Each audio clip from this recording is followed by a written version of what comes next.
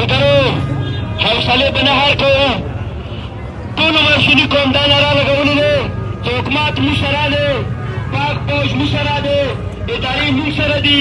SHO موږ سره دي پولیس موږ سره دي خو دغه پولیس دغه کوړې کې موږ ته زار چولې دي دغه فوج موږ ته کوړې کې زار چولې دي او موږ ختموي پالیسي د شا دپاره نه دی پالیسي د تا دپاره جوړه دی تا لرې کوي د تا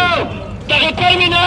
ختمول غواړي تا ته به ونه کوئ چې حکومت د موږ ته انصاف نور موږ داسې به بیدار کېږو موږ داسې به تکو سره مروان د بغل کې حکومت دا پښتنه نه کوي چې د دهشتګردۍ شروعات چېرته وشو دهشتګردۍ اغواز چېرته وشو څه دا سوني نه وای او پوجا په دغه قرمې کې به ته وخت نه تېرولو تکبیر پوجا څه ته وخت تېروې د دغه سني ځوانانو په سارې تېروي ته بندې په بټرو کې حملې وشوې دغه سني قوم په دغه موټرو ته راوړې تا ته وینه تېر کړه شیا لګیا دي د تا چې پښتو باندې حملې کوي د تا جنډا نه مني د تا قانون نه مني د تا ریاست نه مني زه خو تا پاله کوم زه تا ریاست منم د تا جنډا منم هغې باوجوده ته مو ذلیله کوې ته مو محب وطن یم د ما محب وطن نه غلطه پیدا خلې نور ته مو دې ته مجبوروې چې موږ د بغاوت اعلان وکړو خو موږ دې ته ما مجبوروه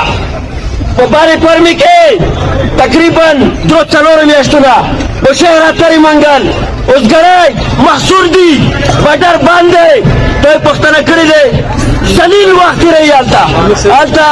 د وړو د میډیسن شدید قلت دی ته مسلسل کروی بیا یې او د مو پښتنه نه کوي ورونو یو 3-4 ټوکونه د سبزۍ او د وړو پښتنه کېږي ته خلک نسې ګرفتارۍ کوې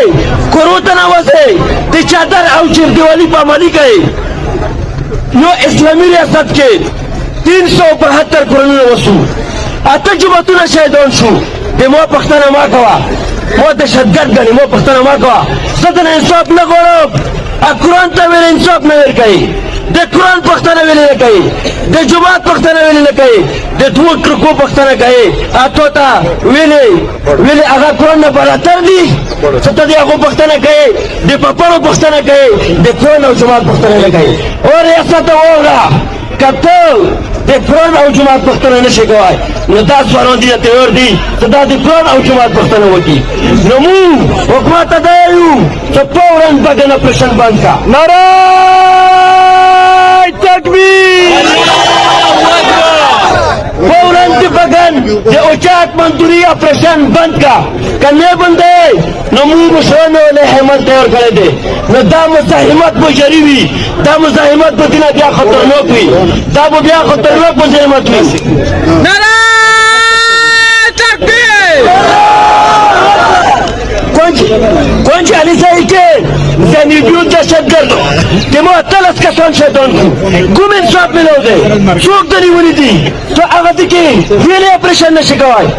نو مونږ ته دا پاته دی چې ته مجبور یې تا باندې د ایران پرشر دی کوم د ایران آرمي چیف راغلی و کوم د دوی اعلی سربراه راغلی و هغو ته دا ډاس در کړی دی چې ته به پړچینوار ته څه نه یې پړچینوار دهشتګردي ده کوي هغه د خلاص وي خو اهل سنت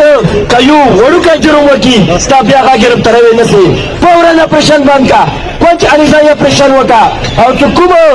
ظلم ته کړی دی هغه کریم حاجي دا هغه ټول عمر د امن ناره لګولی دی نیا دهشتګرد چې په بګن کې په قاعده لیکوني دي بګن په زور شوی دی هلته ننسئ او امن پسند چې کومه د امن ناره لګوي هلته نسئ ځوانانو بیدار اوسئ انشاءالله مزاحمت به جاري ساتو مه ډارېږئ پایارونه مه ډارېږئ جنونه انشاءالله روزو بو بګن خلکو ته به ودرېږو که نه به ودرېږو